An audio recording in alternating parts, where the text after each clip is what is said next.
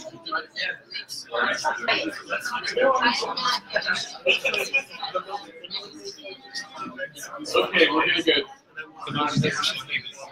we're gonna get started. Press record. Twice.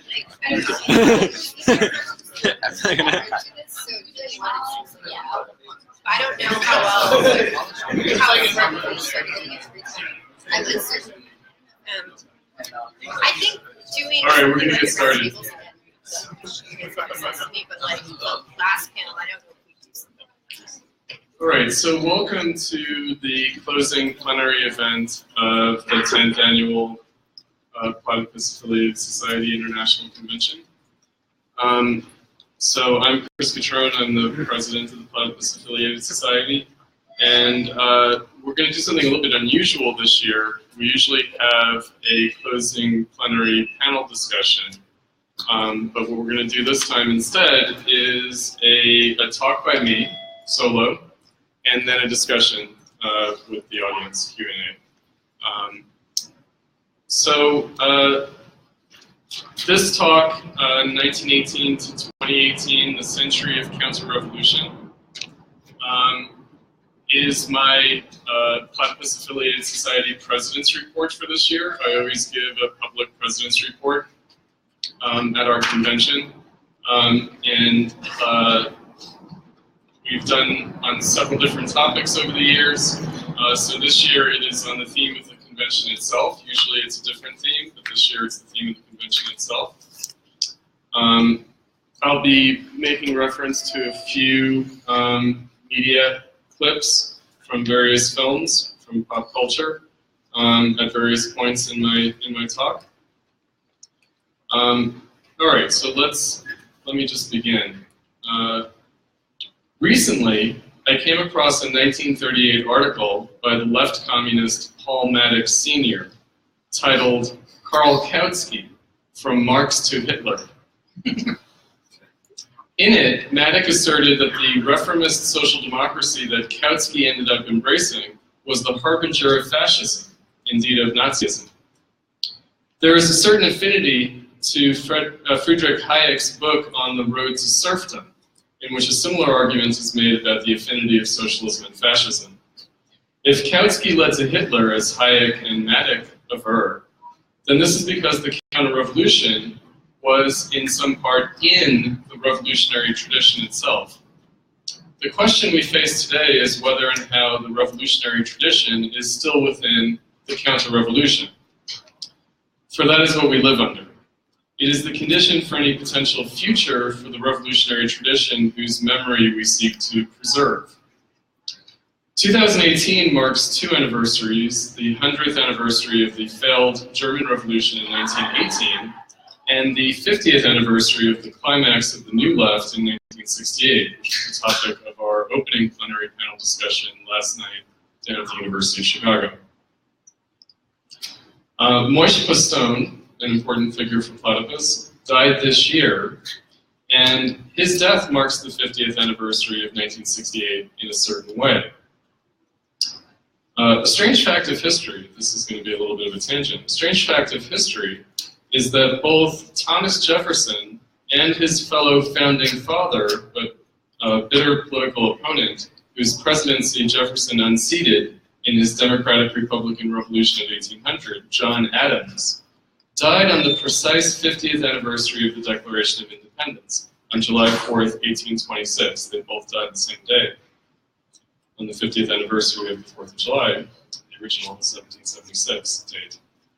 John Adams' dying words were, "Jefferson still lives." He was mistaken. Jefferson had died several hours earlier. But he was correct in another more important sense. Jefferson had lived just long enough to see the survival of the American Revolution for its first half-century. Perhaps Moishe Postone lived just long enough to see the survival of the New Left, 50 years later. If that is true, however, then he lived just long enough to see the survival of not the revolution, but the counter-revolution. As I presented back at our very first annual Platypus Convention in 2009, in my contribution to the Platypus synthesis on history theory, the Spartacists and Postone differ on the character of historical regression. Postone taking it to be the downward trend since the missed opportunity of the New Left in the 1960s, and the Spartacists account for regression since the high point of the revolutionary crisis after World War I, in which the October Revolution took place in 1917. But perhaps we can take the occasion this year to date more precisely the regression affecting both the Spartacists and Postone, the failure of the German Revolution of 1918, whose centennial we mark this year. The question of historical regression raises its potential opposite. History, as Hegel took it to be, the progress in the consciousness of freedom.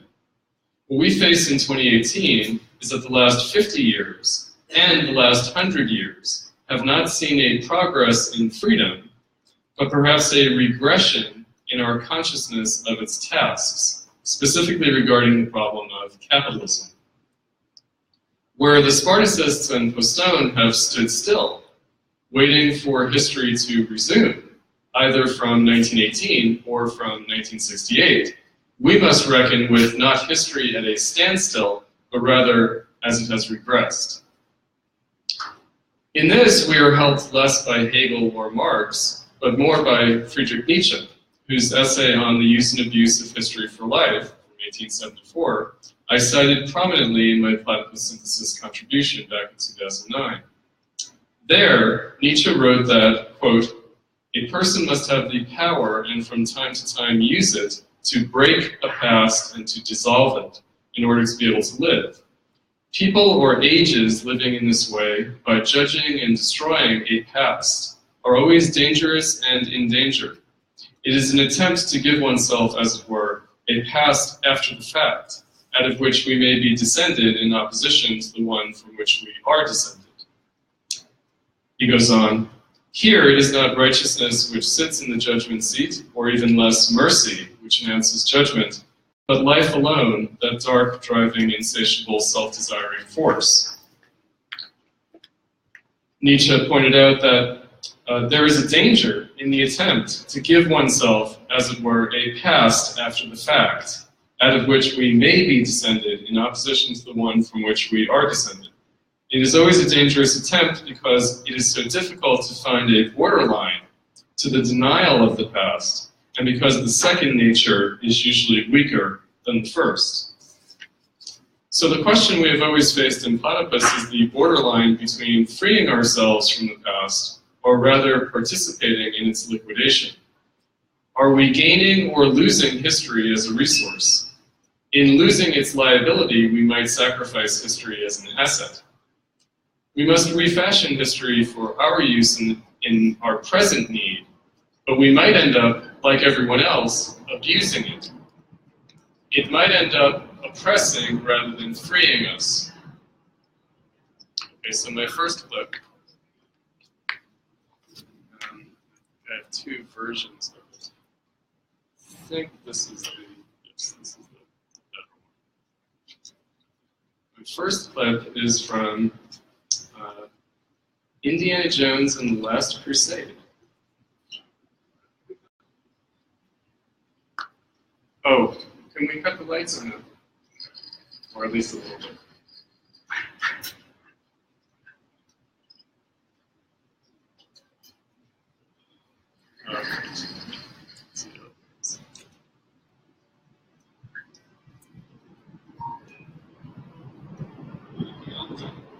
Oops. Can we hear that? Or no? You can't hear it. I didn't realize we've got good German subtitles.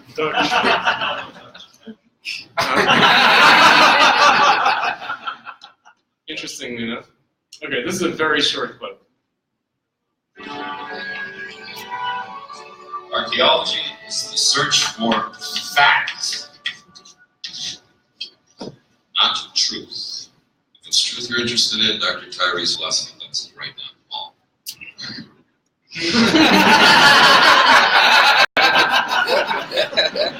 I told you it was short. So if Spielberg and Lucas can get it, then certainly we should. In our approach to history, then, we're engaged not with its facts, but with the truth of history. We are not archaeologists, we are not antiquarians or historians, at least not affirmatively. We are not historicists.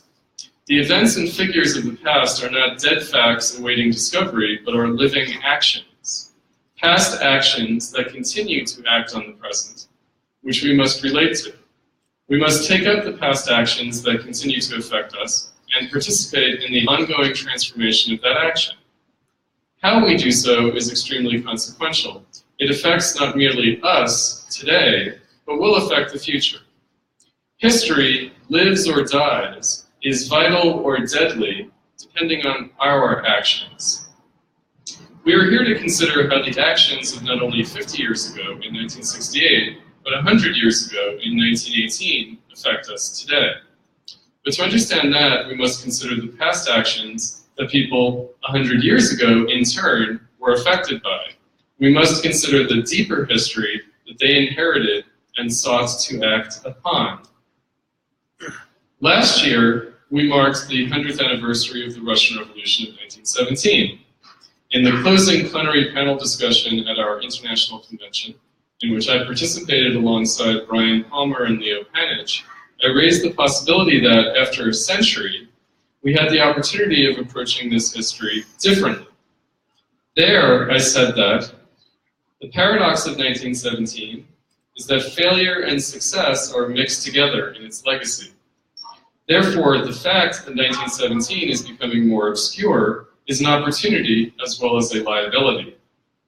We are tasked not only with understanding the opportunity, but also with trying to make the liability into an asset. The various ways in which 1917 is falsely claimed in a positive sense, we can call that Stalinism, we can call it all sorts of things, has dissipated. We have tried to make use of that. What has faded is not the revolution, perhaps, but the counter-revolution. In other words, while not entirely gone, the stigmatization of 1917 throughout the 20th century and the horror at the outcome of revolution, i.e. Stalinist repression, these are faded. In that way, we might be able to disentangle the success and the failure differently than it had been attempted in the past.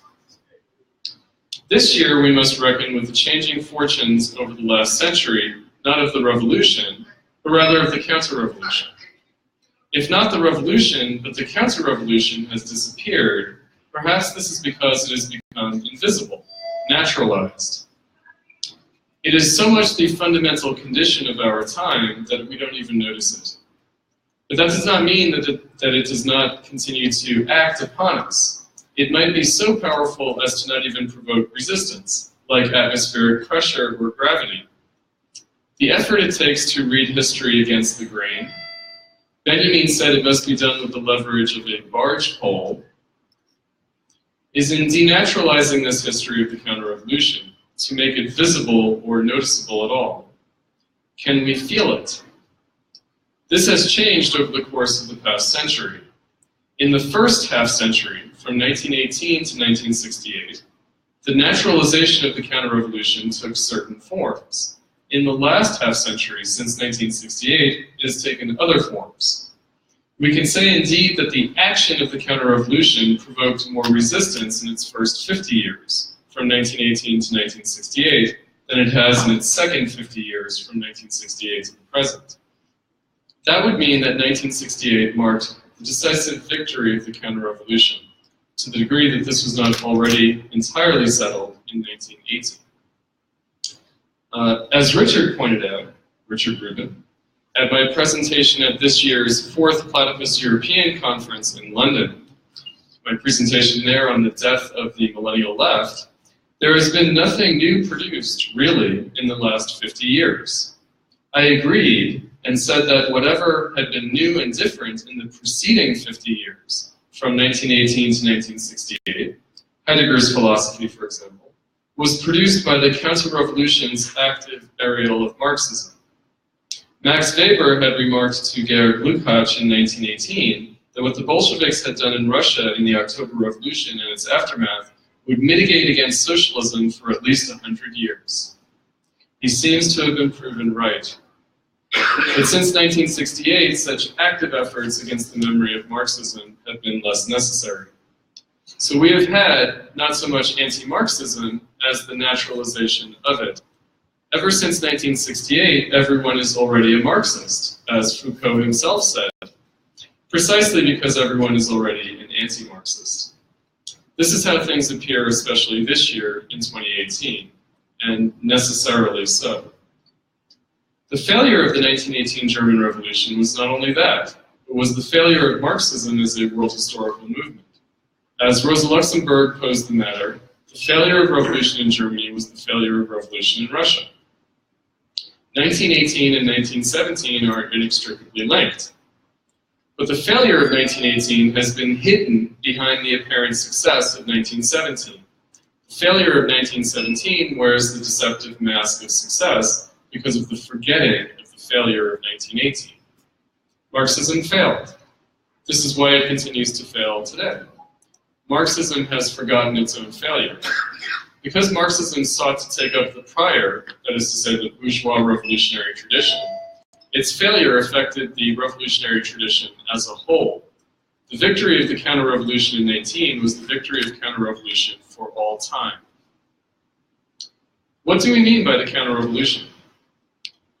Stalin declared the policy, the strategy, really, of socialism in one country in 1924. What did it mean? What was it predicated on? The events in Germany in 1923 seem to have brought a definitive end to the post-World War I revolutionary crisis there. Stalin concluded, therefore, that Russia would not be saved by revolution in Germany, and even less likely by revolution elsewhere, but needed in the meantime to pursue socialism independently of prospects for world revolution. Stalin cited precedent from Lenin for this approach, and he attracted a great deal of support from the Communist Party for this policy. Robert Borba, a supporter of the Maoist Revolutionary Communist Party, RCP-USA, also at our 4th European Conference in London earlier this year, addressed the Trotskyist critique of Stalinism in response to Hillel Tikhtin on the panel discussion of 50 Years of 1968, whose transcript we just published in the April issue 105 of the Platypus Review. He addressed it as follows, the Trotskyist critique of Stalin. Hillel defined Stalinism as socialism in one country, which supposedly cannot exist. It is not viable. We should think seriously about what that means. Imagine you are Lenin in 1918. You have led a revolution. You are counting on the German revolutionaries to come to your aid as you envision this whole process of revolution throughout Europe. But it does not happen. Now what do? Do you say, this cannot exist, it is not viable, and give up? Lenin and the Bolshevik Party did not give up. The proletariat had taken power in one country. The imperialists were invading. They did the best they could for the world revolution. They retained a base from which to spread revolution. To give that up would harm the interests of oppressed humanity. This blackmail of the necessity to defend the gains of the revolution is crucial to understanding how the counter-revolution triumphed within the revolution, how Bolshevism led to Stalinism. Even supposed Trotskyists, however, ended up succumbing to the exigencies of supposedly defending the gains. Trotsky himself said that an inability to defend the gains of the revolution would mean an inability to advance it. Trotsky was still addressing Stalinism as a retreat. His followers today are even more willing than Trotsky himself to defend any and all purported gains, but at the expense of all possibilities for any advance. What was perhaps a temporary necessity for Trotsky has become permanent for the supposed left. So-called Marxism today is in fact an agency of the counter-revolution.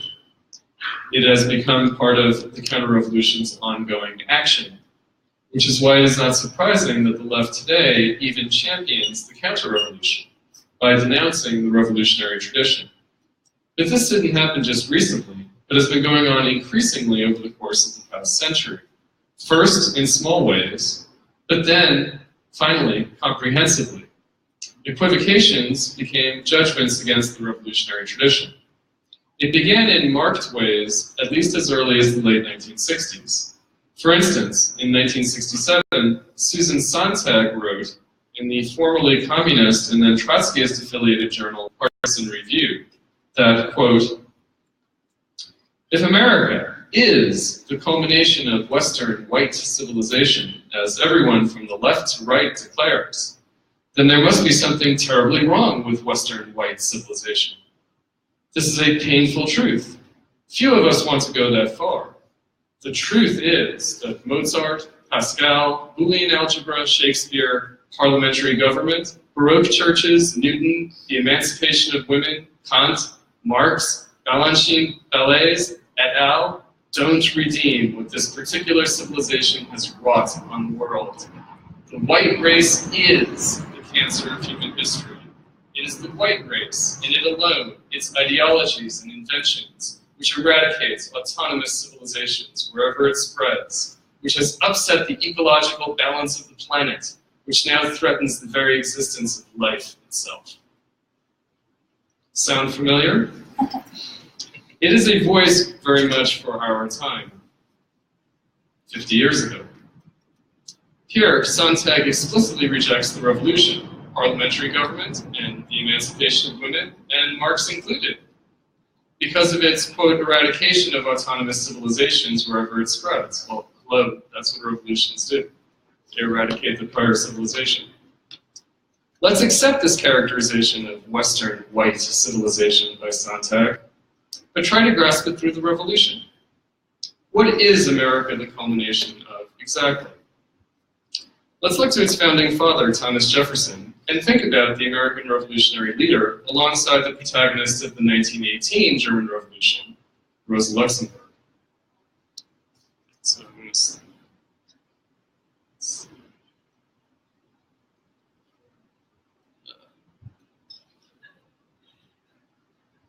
sorry, Carrie. Oh, okay.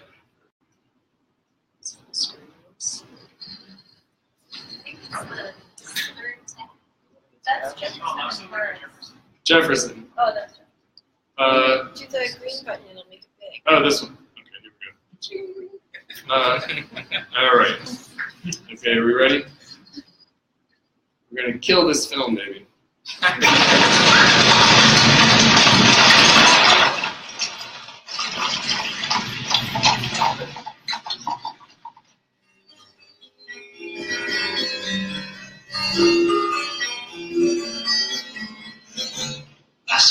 We staying in Paris. Sally and I are staying. You consider yourself free then to go to station? He is free here, master. Ain't nobody's a slave in France. Does your sister also wish to follow the law prevailing here rather than the American law under which she was born? She don't understand nothing. She do what I say.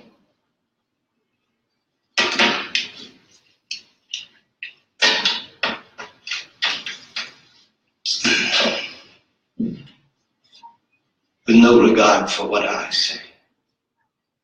She be wanting her freedom, master. For her own self and the little one what's coming.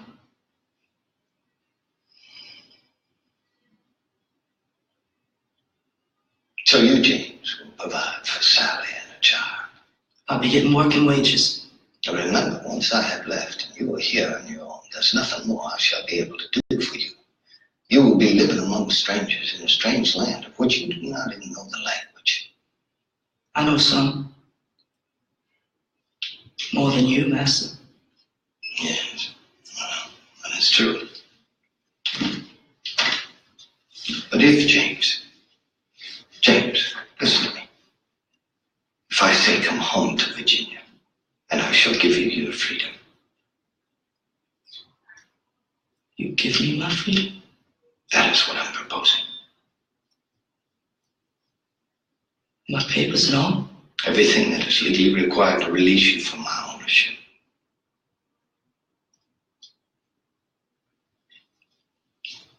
And her and the little one?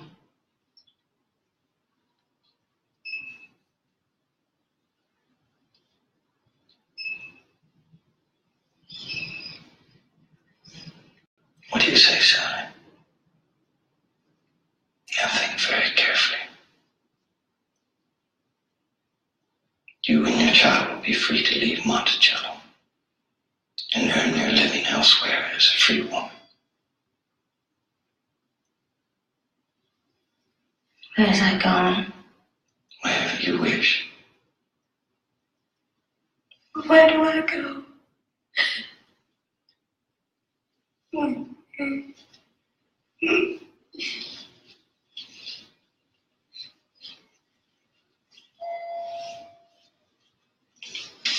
Let me make another proposal. Well, you, James, may claim your freedom whenever you wish after I return home. Sally and her child will remain at Monticello under my care, but upon my death to be given her freedom. How we know it happened like that when we get back to Monticello? You have my word.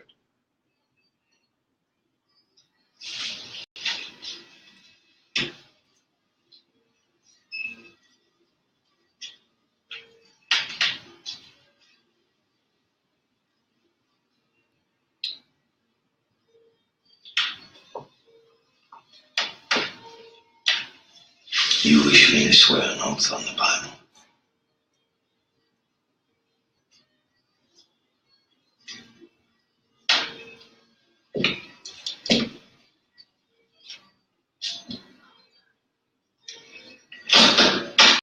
Patsy? Patsy? You step inside, please.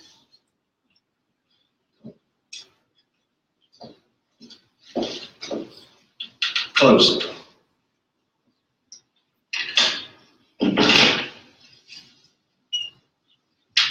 Now, here's a strange to-do, Patsy. I'm about to swear an oath that on our return to Virginia, James shall have his freedom. But should anything happen to me, Patsy, it will be you who have to fulfill that promise. Do you understand me?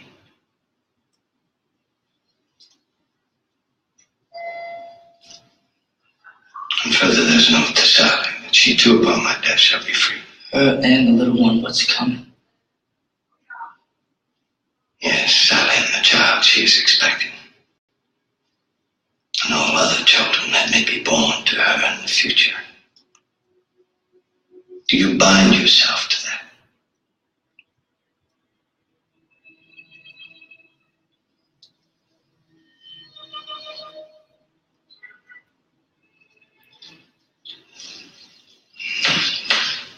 I swear by Almighty God that upon my return to the state of Virginia, I shall, within a period of not more than 2 years, give his freedom to James Hammonds.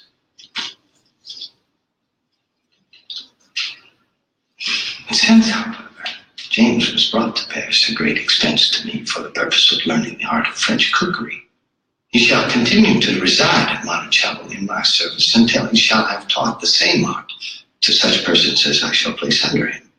Do you swear?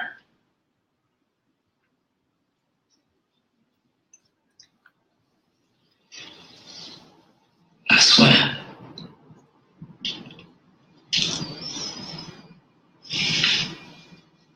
I also hereby promise and declare that Sally Hammonds, sister of James, shall be freed upon my death.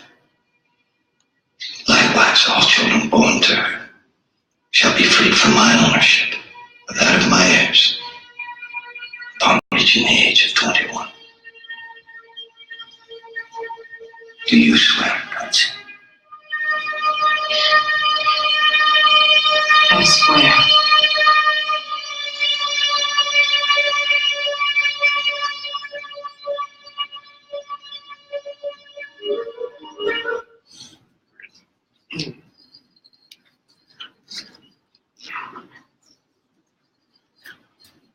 It's a nice little metaphor for American history, if you think about it outside of the strict narrative.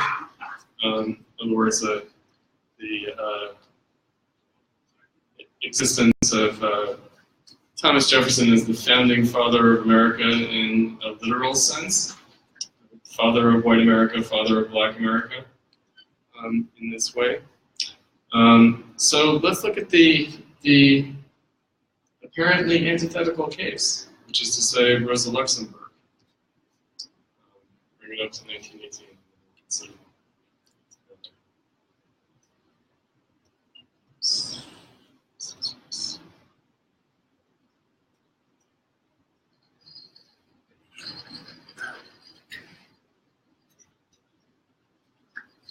Is it possibly? Frau Sonja Liebknecht.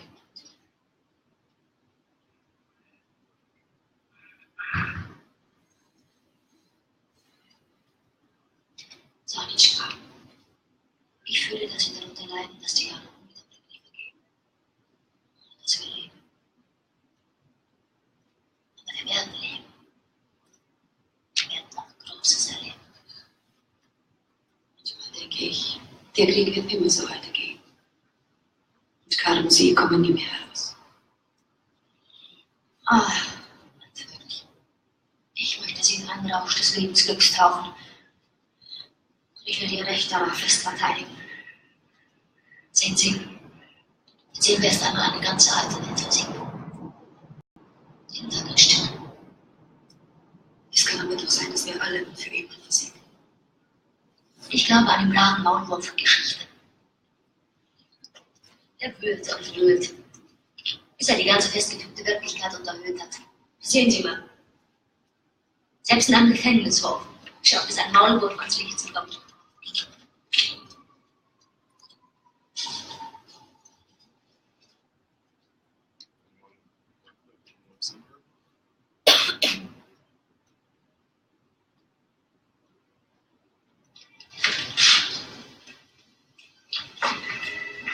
Vielen Dank.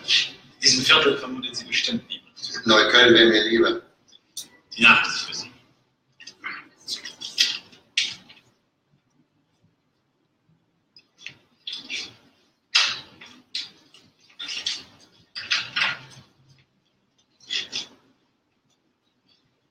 Wir sind nicht geschlagen worden. Wir sind da und wir bleiben da. Wir werden sie. Wenn du unser Leben ausreicht, ist bis dann zu leben. Mein Artikel für morgen. Himmelhoch schlagen die Wogen der Ereignisse. Das Büro vom Gipfel in die Tiefe geschleudert zu werden, aber das Schiff zieht seinen geraden Kurs fest und schmeißt dahin bis zum Ziel. Ob wir dann noch leben werden, wenn es erreicht wird. Leben wird unser Programm. Es wird die Welt der erlösten Menschheit beherrschen. Trotzdem. Lies die letzten Sätze. Ordnung herrscht in Berlin. Die stumpfen Schergen im Ordnungsabstand gebaut. Die Revolution wird sich morgen schon rasselnd wieder in die Höhe richten. Und zu eurem Schrecken verkünden. Ich war, ich bin, ich werde sein. Ach, Karl, spiel noch ein bisschen.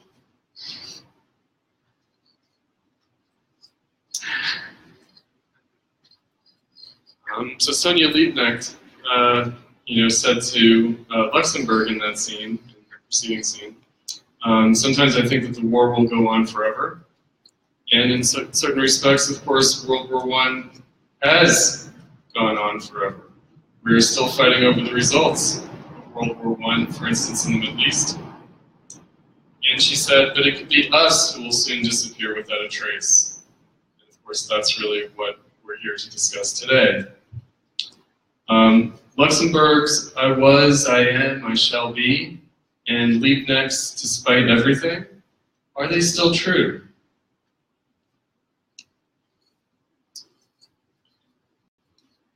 So in terms of the left today, right, the left that would claim Rosa Luxemburg, wouldn't they say that Thomas Jefferson and Rosa Luxemburg stand on opposite sides of the class divide? Isn't Luxemburg's Spartacus Fund, the Spartacus League, on the side of the slaves, named after a Roman slave who revolted, whereas by contrast, Jefferson was on the side of the slave owners? No. To quote Robert Frost from his poem The Black Cottage in 1915, where he wrote that, quote, the principle that all men are created free and equal, that's a hard mystery of Jefferson's. What did he mean? Of course, the easy way is to decide it simply isn't true. It may not be. I heard a fellow say so. But never mind, the Welshman, Jefferson, got it planted where it will trouble us 1,000 years. Each age will will have to reconsider it. How will we reconsider it for our age? Apparently we won't. Jefferson's statues will be torn down. We will take the easy way and decide that Jefferson's revolutionary character simply isn't true. This has long since been decided against Marxism, too. Indeed, as a precondition for the judgment against Jefferson. As Max Horkheimer said, as long as it is not victorious, the revolution is no good. The failure of revolution in 1918 was its failure for all time. We are told nowadays that the American Revolution never happened. It was at most a slaveholders' revolt. But it certainly did not mark a change in Western white civilization, to use Sontag's indelible phrase. And neither, of course, did Marxism mark a change in Western white civilization. Sontag tells us so. Platypus began in 2006 and was founded as an organization in 2007, but we began our conventions in 2009. In 2018, our 10th convention requires a look back and a look ahead. While last year marked the centenary of 1917, this year marks 1918, hence this specific occasion for reflecting on history from Platypus's point of view. What did we already know in 2006, 2007, 2008 that finds purchase, especially now, in 2018? The persistence of the Counterrevolution. Hence our special emphasis on the failure of the 1918 German Revolution as opposed to the quote-unquote success of the 1917 Russian Revolution, which has been the case throughout the history of our primary Marxist reading group pedagogy. But we should reflect upon it again today. Summing up, I'd like to make reference to some of my past presidents' reports. In my 1873 to 1973, the century of Marxism, I asserted that the first 50 years of that century saw the growth and development of Marxism, as opposed to the second 50 years, which saw the steady destruction of the memory of Marxism after its failure. So today, in regarding 1918 to 2018 as the century of Counterrevolution, I asked that its first 50 years prior to 1968 be considered as the active counter-revolution of anti-Marxism, as opposed to the second 50 years after 1968 as the naturalization of the counter-revolution, so that active anti-Marxism is no longer necessary. I would also like to recall my contribution to a prior convention plenary panel discussion on revolutionary politics and thought, where I asserted that capitalism is both the revolution and the counter-revolution. To help illustrate this, I cited a JFK quotation from 1960. There he said, "We should not fear the 20th century, for this worldwide revolution, which we see all around us, is part of the original American Revolution." Kennedy was speaking at the Hotel Teresa in New York. The longer quotation is, "I am delighted to come and visit. Behind the fact of Fidel Castro coming to this hotel and Nikita Khrushchev coming to Castro, there is another great traveler in the world, and that is the travel of a world revolution, a world in turmoil. I am delighted to come to Harlem, and I think the whole world should come here, and the whole world should recognize that we all live right next to each other, whether here in Harlem or on the other side of the globe. We should be glad they came to the United States." And that's where he said, "We should not fear the 20th century for this worldwide revolution, which we see all around us as part of the original American Revolution." With Kennedy, the counter-revolution, in order to be successful, still needed to claim to be the revolution. The counter-revolution still struggled with the revolution. But by the end of the 1960s, when Sontag was writing, for example, at the other end of the New Left, this was no longer the case. For this reason, we can say today, 50 years after 1968, that the past 100 years, since 1918, has been the century of counter-revolution.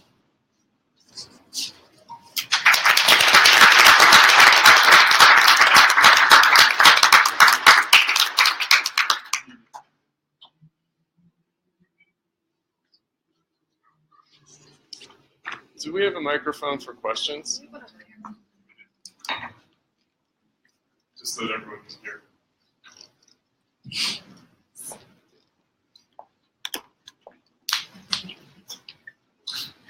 So, I guess I have the same pedagogical problem with this presentation that I often do with Platypus. And which is that the problem, one of the problems with Platypus pedagogy is that it always runs the risk of naturalizing regression. If, in other words, regression is a phenomenon that's been going on for almost a century, then the obvious question is posed, what could reverse that regression? In other words, the presentation is sort of the high point. Since for 100 years, everything has been going to hell, and there doesn't seem to be any tendency that can reverse that, then it undermines, I think, ultimately to some extent, the logic of the Platypus project, which has to depend upon some hope that there's some possibility of reversing regression. Can I quote my most recent article in the Platypus Review in issue 105, April? The future of socialism. The future of socialism is the future of capitalism. The future of capitalism is the future of socialism. So whatever hope there is in capitalism.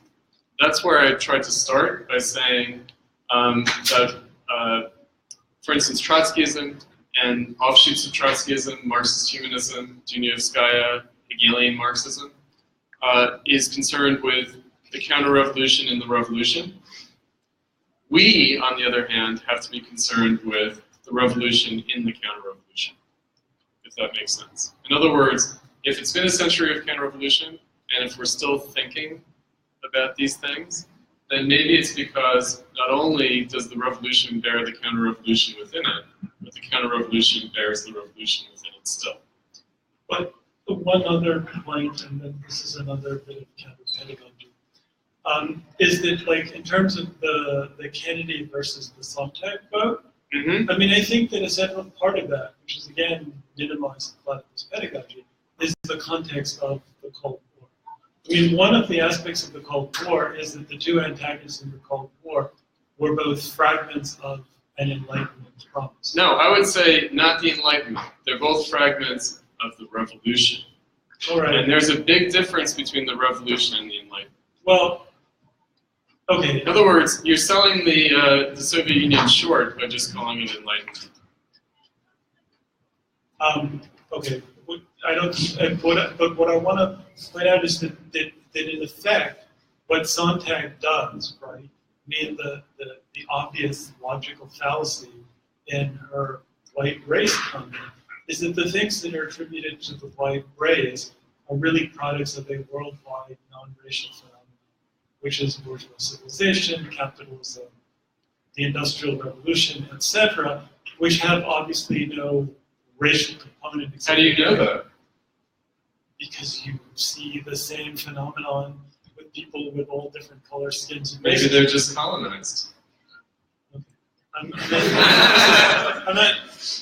But so in that sense, like the problem posed, right, is again the problem for us of actually the receding historical memory even of the mid-20th century, right? And I think that particularly when we talk about the New Left, one has to think about specific crises of the mid-20th century.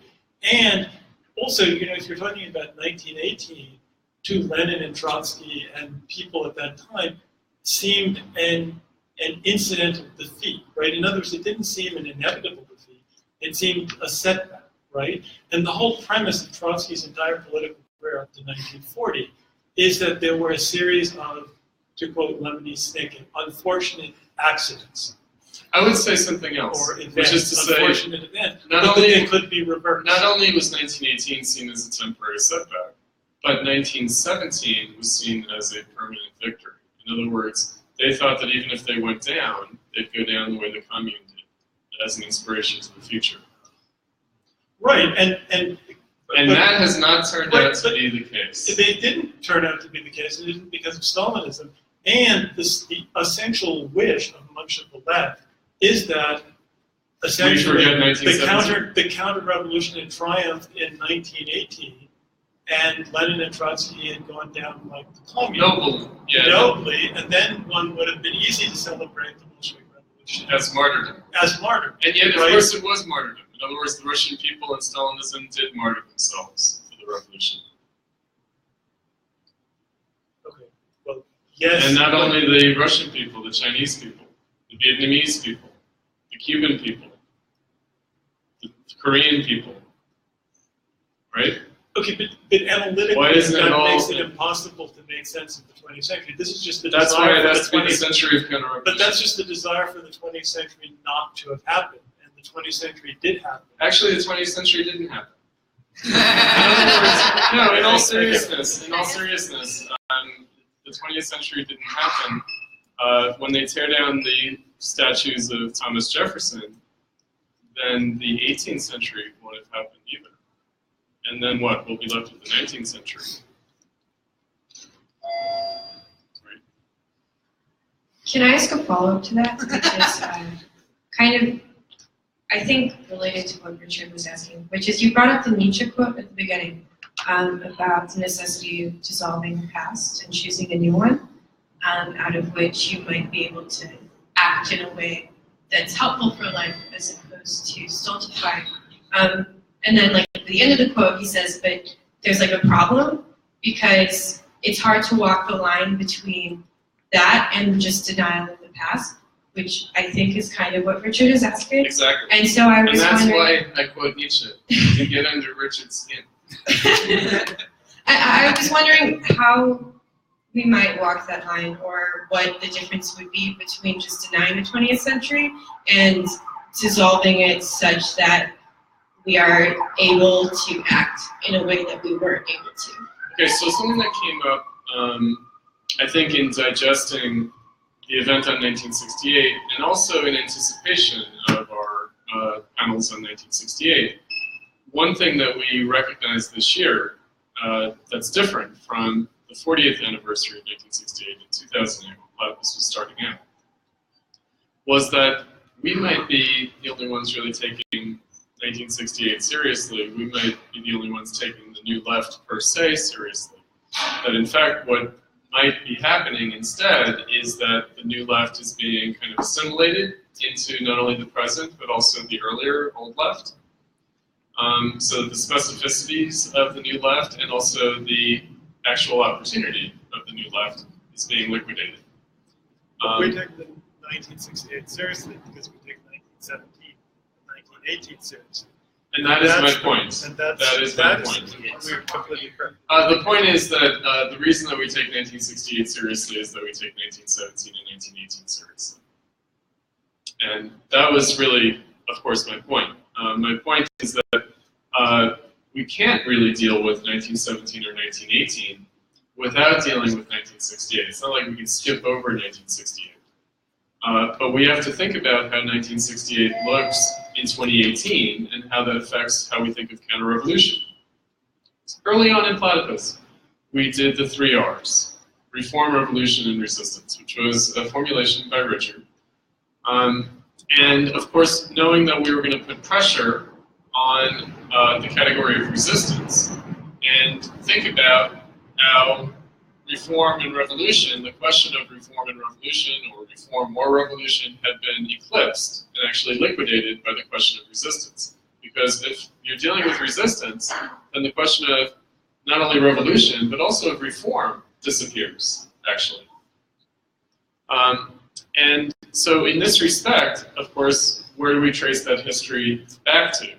We trace it back to 2 things, actually, 1968, and also the resistance, right? The sort of Stalinist category of the resistance, anti-fascism, etc. And yet we recognize that actually in its origins in the 30s and 40s, it didn't mean what it means today. And also perhaps in the 60s it didn't mean what it means today.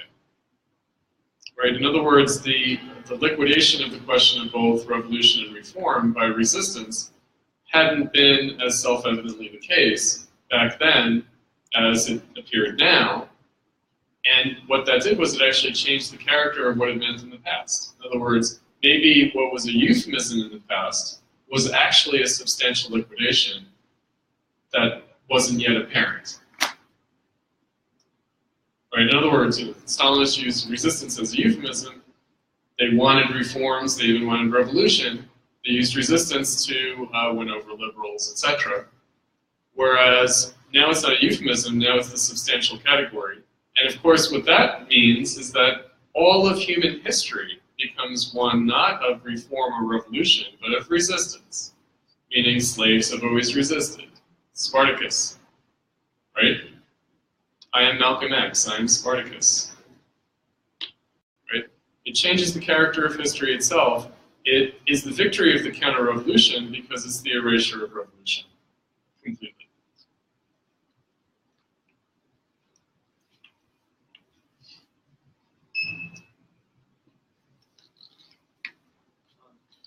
I was wondering, what was the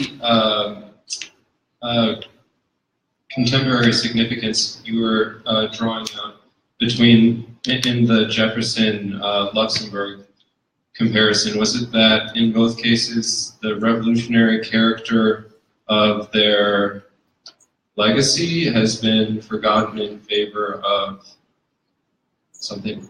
Okay, so of course, there was a time in which the left claimed Jefferson, and in which Marxism actually claimed Jefferson. So for instance, Eugene Debs, the American Marxist, he said, if Thomas Jefferson were alive today, he would not be a member of the Democratic Party, but a member of the Socialist Party.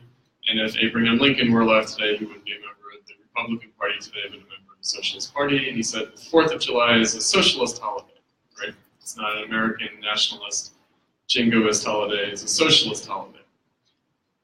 The Communist Party in the 1930s and 40s, they had their educational institute in New York City. It was called the Thomas Jefferson School. Today, you'd be hard-pressed to find any Marxists who are going to defend statues of Jefferson from being torn down. Like, no one.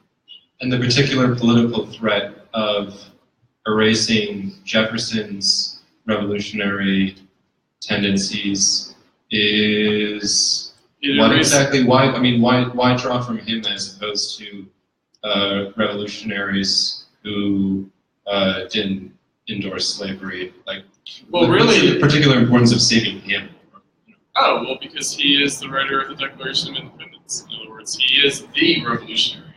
In terms of the American Revolution, you know, if there's one, if you had to say, okay, one, they're all revolutionaries, of course, but it's Jefferson. You know, he goes up against Hamilton, he goes up against John Adams. You know, and of course he's the one, right? Like a lot of them had slaves. Right. And remembering this is supposed to offer fuel for the present, something like that. Well, I mean, like if you think of American as constitutively revolutionary in character, as opposed more to inclined to right. In other words, right. In other words, it's really the you know, putting the finger on the wound. That's what I'm doing. You know, by invoking Jefferson, putting the finger on the wound in the sense of what do people refer to when they want to disqualify the American Revolution? Slavery. And who do they like to go after? Thomas Jefferson. And I don't think it's because he was a slaveholder who didn't sell his slaves. I think it's because he's the revolutionary, actually. Now, you can agree or disagree with that. Rosa Luxemburg, here's the other comparison with Rosa Luxemburg and Thomas Jefferson. Thomas Jefferson succeeded, Rosa Luxemburg failed. Right? So the left likes Rosa Luxemburg, they don't like Thomas Jefferson. They like failure, they don't like success. They like the counter-revolution because it creates martyrdom, it allows for resistance. They don't like revolution. Because it's too problematic. A formula you used in your talk was that we should be looking for opportunities for revolution within, like imminently within the counter-revolution. 1968 occurred 50 years, after 50 years of counter-revolution. Was the opportunity in the 60s an example of an opportunity of revolution within counter-revolution? Yes, exactly. So, for instance, you know, one of the things that we deal with in Platypus, from a variety of sources, but for instance from the Frankfurt School, is the critique of the mid-20th century administered society, the authoritarian state. These were the terms that the Frankfurt School used to describe the welfare state to describe what happened to social democracy, especially after World War II. You know, of course, it includes a critique of Stalinism and critique of fascism, but it, you know, is a critique of so-called liberal democracy. In other words, liberal democracy is not really that. For the Frankfurt School, it's the authoritarian state, it's Bonapartism, it's state capitalism, it's the administered society. However, so it's the counter-revolution, right? And yet, clearly, it had a crisis. It experienced a crisis. And that crisis actually did recall all the preceding history. It recalled 1917. You know, we interviewed figures from 1968, for instance, Mark Rudd, who led the Columbia student takeover. In 2008, did we interview him in 2008 or around that time? And he said, we thought we were continuing 1917. Straight up. His opponents in the SDS, so he was the action faction, and his opponents in the SDS were the praxis axis. They also thought that they were continuing 1917. In other words, the disputes within the New Left were how best to continue 1917.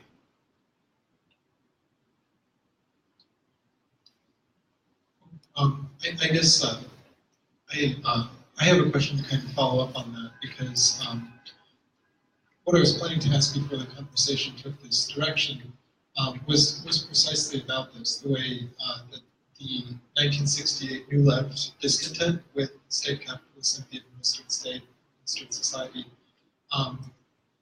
seen through the lens of someone like, for example, Naomi Klein in the 2000s, or I'm forgetting now, the famous documentarian. Michael Moore. No, sorry. Adam Curtis. As well, sort of points to how this New Left discontent with the administered society led into the new form of capitalism. Right. New form of capitalism. Yeah. So, and on the other hand, there's, I think, a real ambivalence about this on the left now, because, for example, contemporary labor movement, welfare state supporters, for example, the DSA believe that I was pointing to earlier, will actually not take up the critique of the administered state, but will actually say that the administered state, and to the extent that it exists today, is actually a game, like that's right, of 1917, and this is exactly what Naomi Klein argues. So I'm wondering, like, the way I wanted to kind of pivot the question is, like, from the perspective of the socialist term, Platypus, like, how do we make sense of this? Because I think we've, you know, in the campaign for a socialist party, we've thought a lot about how to kind of intervene in contemporary events and politics, right? And this points to a real problem, and it ends up sometimes feeling even like a litmus test, like that's the way the left wants to pose it, right? Which side are you on vis-a-vis the gains of 1917,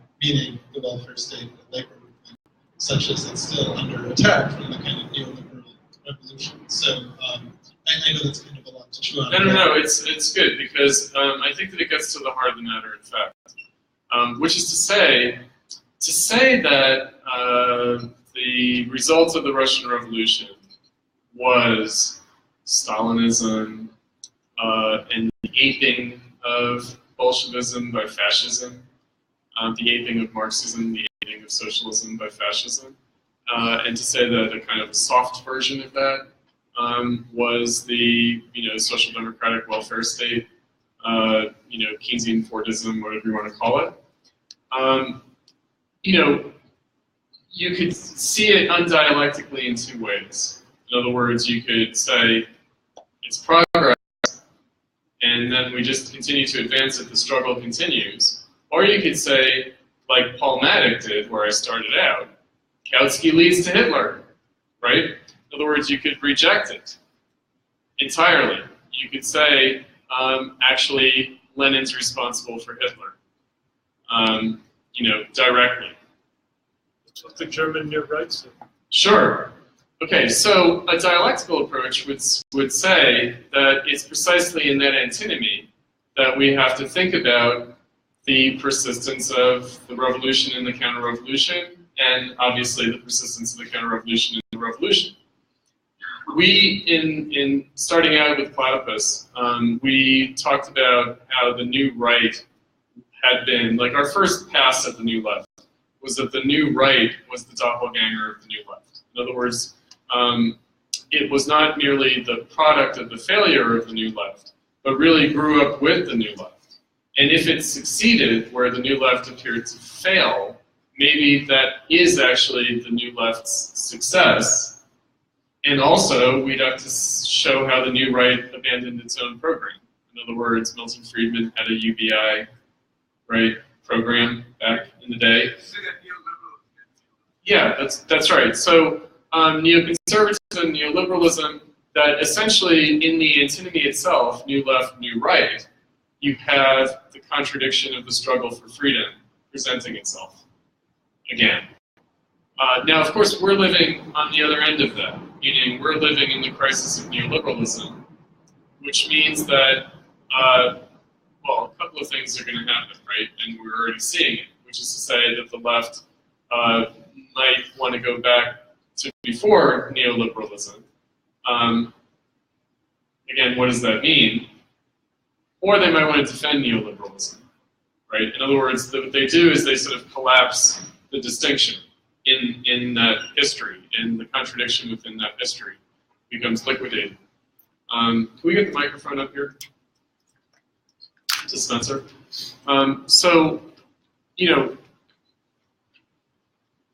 this isn't just a matter of hindsight is 2020, right? It's rather a matter of how does one understand capitalism itself? In other words, you know, I hesitate to say that it's axiomatic, but it seems to be axiomatic for Marxism that capitalism is defined by the potential for socialism. In other words, that's all capitalism is, and so therefore, we had this with Abdul on the opening plenary discussion last night, in which he said, we have to figure out who the new gravedigger of capital is, right?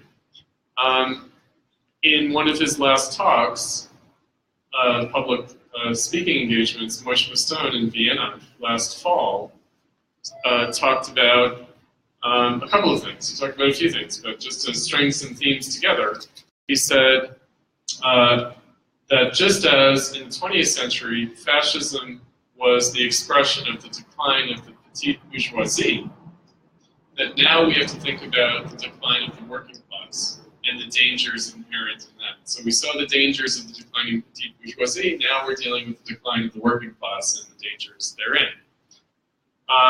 He also said UBI is a good idea. It's good to give people a safety floor, right? But what are they going to do? Sit around and smoke methamphetamines, right? Which then begs the question, right? Is it really the case that the working class declines in the way that the petite bourgeoisie declines? Are those really analogous phenomena, right? In other words, are we looking for some new gravedigger of capitalism, or is the gravedigger of capitalism always necessarily the working class, right? And so that's when Abdul said, we have to find the new gravedigger of capital. I was like, well then, what are we talking about, right? There's a new gravedigger of capital? Like, what is it going to be, some technocratic intelligentsia? You know, it seemed like a reprise of some new leftism, actually, in that respect. So, capitalism changes, but it also remains the same. It remains the same by virtue of changing. Now, I know that this is another kind of apprehension that Richard has, which is to say, there's no point in talking about changes in capitalism, it's still capitalism. However, in the phenomenal ideological realm, obviously changes in capitalism are incredibly consequential, meaning the history of the 20th century shows us that. It shows us all of these ideologies. Ordoliberalism, neoliberalism, neoconservatism, what happened to Marxism itself, new leftism, postmodernism, all this stuff. Now, of course, I tried to wrap it all up in one category, which is all of that stuff is the counter-revolution, right? But of course, all that stuff is capitalism. See, the question of the phenomenal ideological... No, that's okay. That's okay, no, I don't... Spencer, and then... Yeah, Spencer. Yeah, I guess I want to call you back to this comparison between the clip between Rosa Luxemburg and Jefferson, and the question of whether we're going to be destroyed by what's been unleashed, or whether it's really the mold digging through, and whereas in fact what we're saying is that we would have to put to an end the legacy of 1917 in order to redeem them. Yep. And how that relates to the persistence of bourgeois right, the way that the Jefferson clip is really about wage labor, contracts, slavery, and freedom. You have to swear to remain a slave, but in order to do that, you have to perform the act of freedom, which is to engage in a contract. Yep. And how binding yourself in the present is the only prospect of freedom in the future. Right? So to kind of bring back this question of, in what sense does bourgeois society persist in capitalism? Right? In what sense does, in other words, what are the stakes of talking about that? Why don't, like the rest of the left, don't we just talk about 1917, but rather talk about the prospect of, in a sense, redeeming 1917, necessitating the redemption of the revolution as a whole, and in fact, since the potential of the bourgeois revolution being recognized. Okay, so obviously my talk is a very left-centric talk, right? Obviously. And in other words, what I'm engaging in here is the preoccupations on the left, ideologically. In other words, how does this history look in 2018 for Platypus as a project? And Platypus as a project is not autonomous, but it's parasitical on the left, in fact. In that sense, 2018 is pretty bleak. 2018 is pretty bleak. We might as well admit it, right? In the entire history of Platypus, this is the worst moment.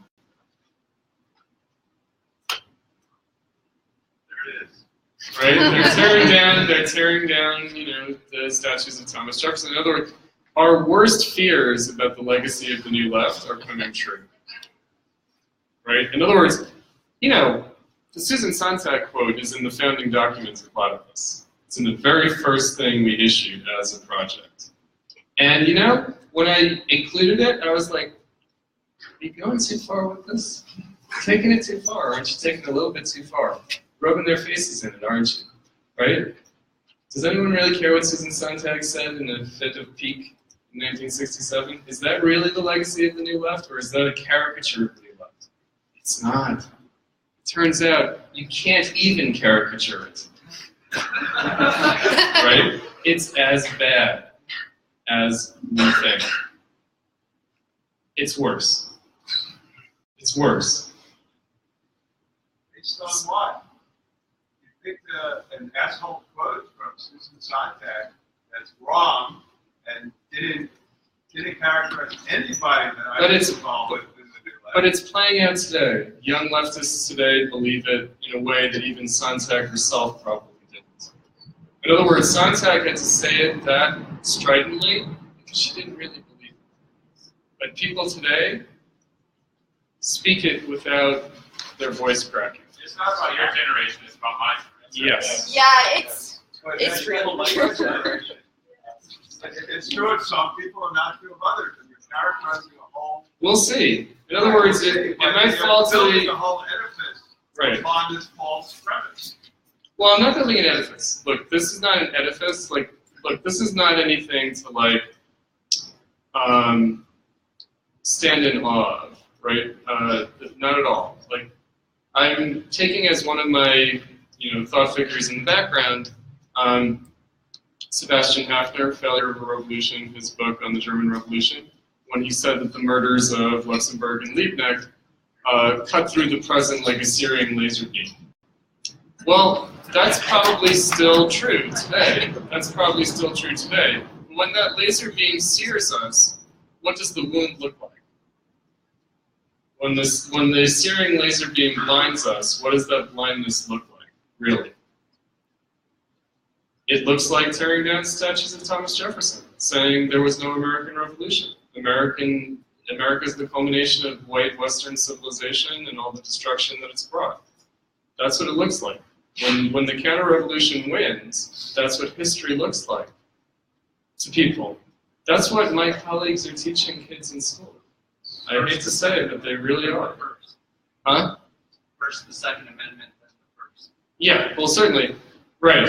And so, you know, I mean, I'm not saying that this is a done deal by any means, but I am saying these are the stakes. First, the American Revolution and the Reformation. I just wanted Mitchell to respond to that because I have been working on behalf of the campaign for a Socialist Party in the Socialist Party USA, and I can tell you that on a regular basis I get into these sorts of arguments with people. Just a few days ago, I was being told by a number of people, they were essentially saying exactly what Susan Sontag was saying, and when I challenged them on that conception of history from a Marxist perspective, I had Lenin's imperialism pamphlet cited to me as evidence for this interpretation of history.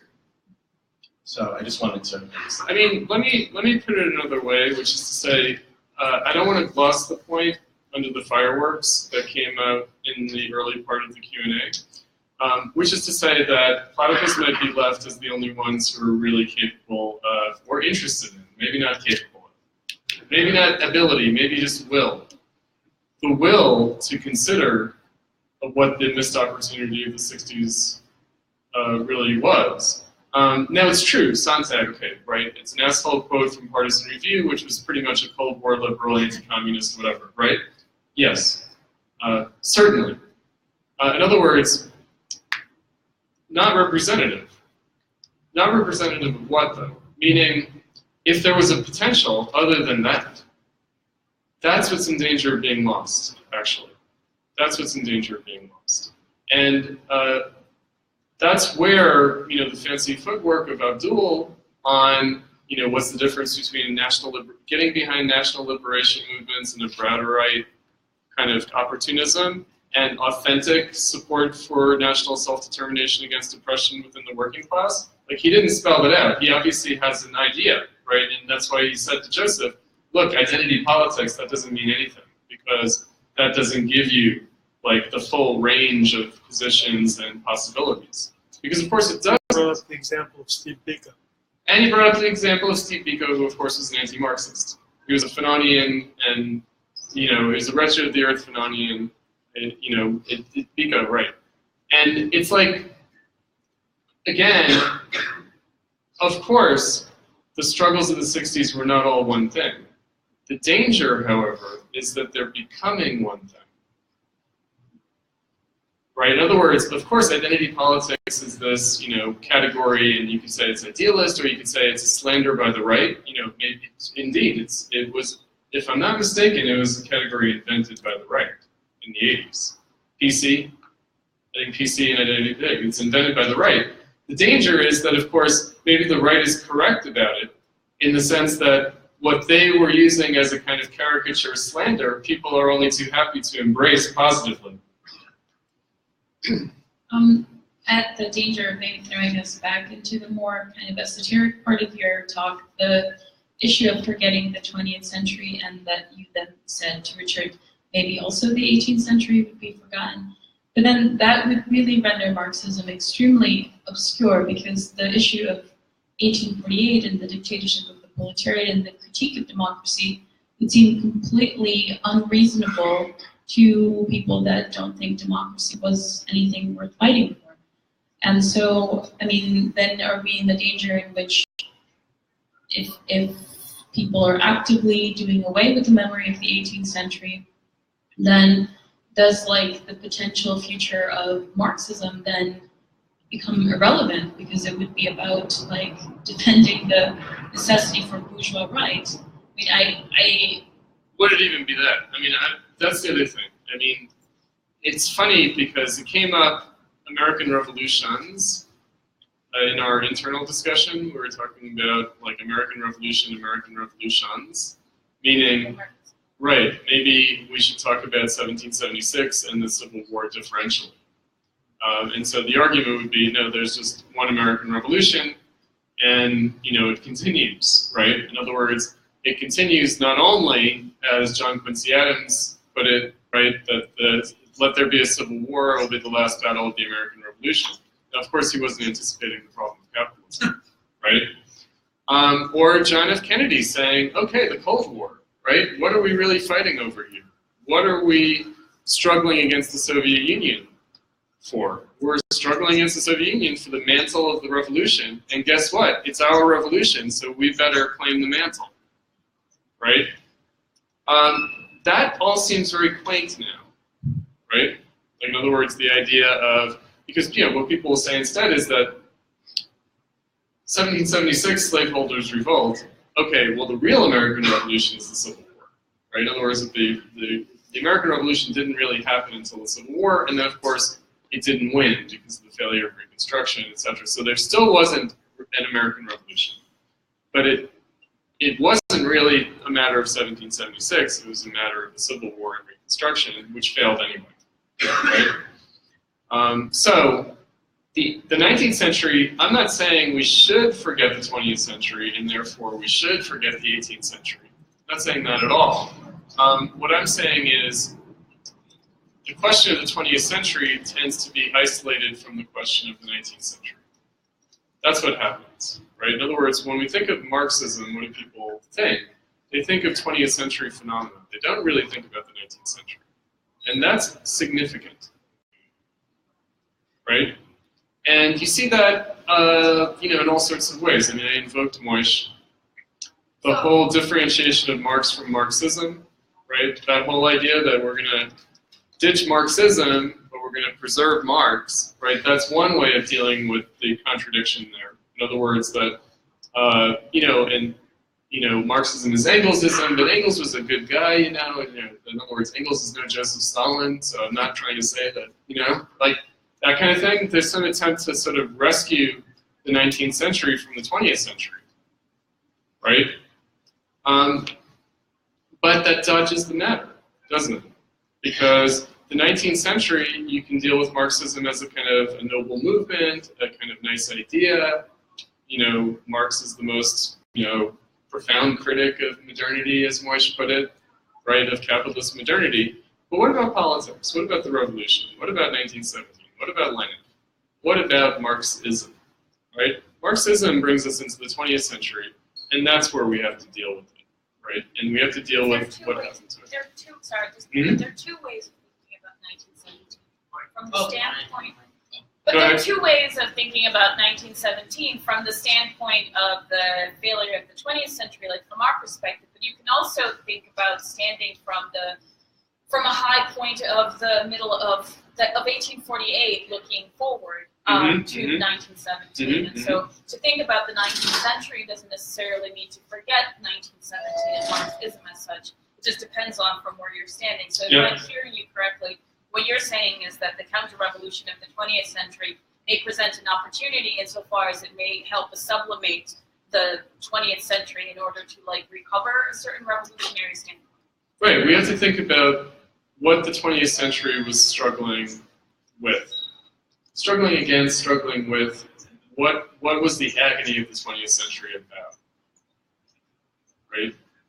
Again, the Frankfurt School remains a kind of lodestar for us because they very early on said that the failure of the revolution in the 20th century seemed to swallow up all of history, right? The dialectic of enlightenment, right? So there's a straight line from the slingshot to the atom bomb, right? It's not a history of class struggle, but a history of rackets, and you can trace that all the way back to classical antiquity, right? You can say civilization itself is just a racket, and it remains a racket. Obviously, that was their way of saying the bourgeois revolution never happened, right? To say all of history is a racket is to say the bourgeois revolution never happened. So they understood that the failure of Marxism meant that the bourgeois revolution never happened, because actually that is what it means,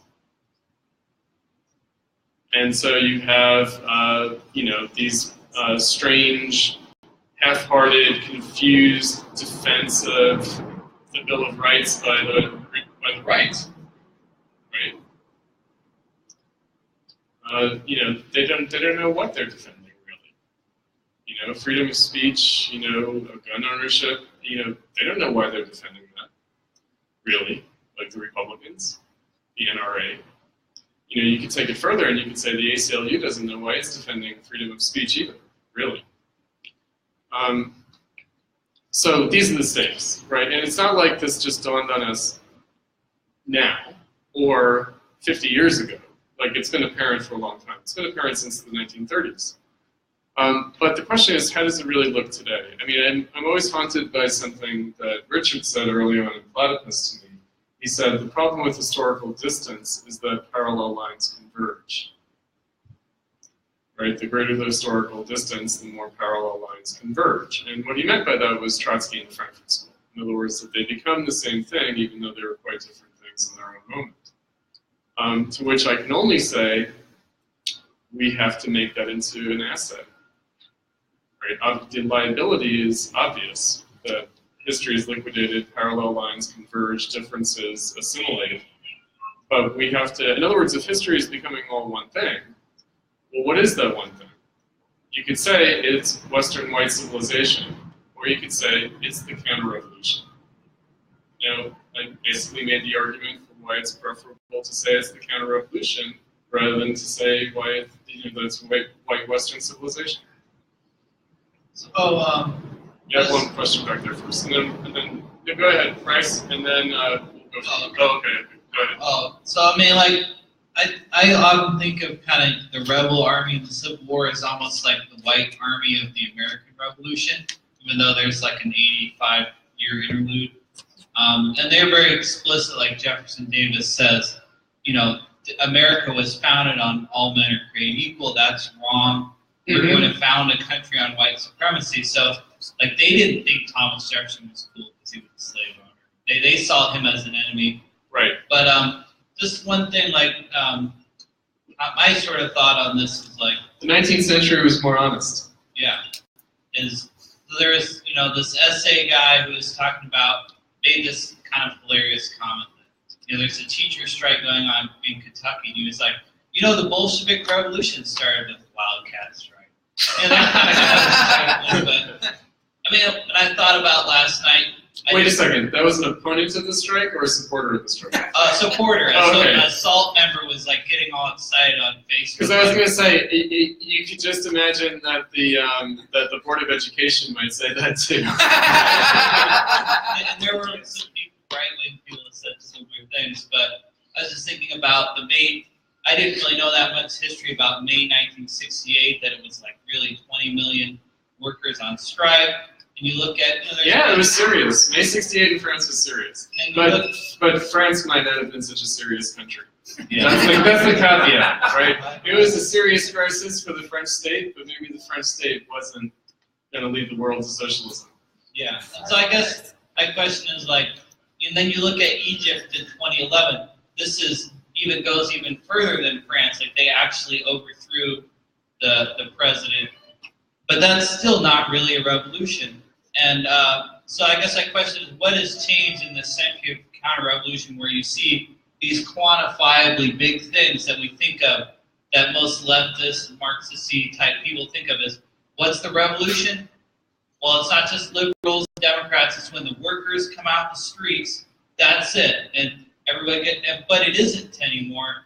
And I think that would surprise even Lenin or even ordinary people from 100 years ago. They would say, they would actually think reasonably that, yeah, if the workers come out on the streets, it's going to be a revolution. So why doesn't it mean that anymore? And I think that's kind of like where we almost, a lot of those people have a tension with kind of the more activist left. Well, my attempt to intervene at the very end of the conversation last night of 50 years of 1968 was to try to really call out this precise point. In other words, one of my favorite quotes from Lenin was about the Easter Uprising in 1916, and some of his fellow Bolsheviks weren't particularly happy with the Easter Uprising, And Lenin said, of course there are some petty bourgeois outrages, but if you're scared of those, you're never going to support the revolution. And the left will quote that to show that Lenin would be behind any uprising.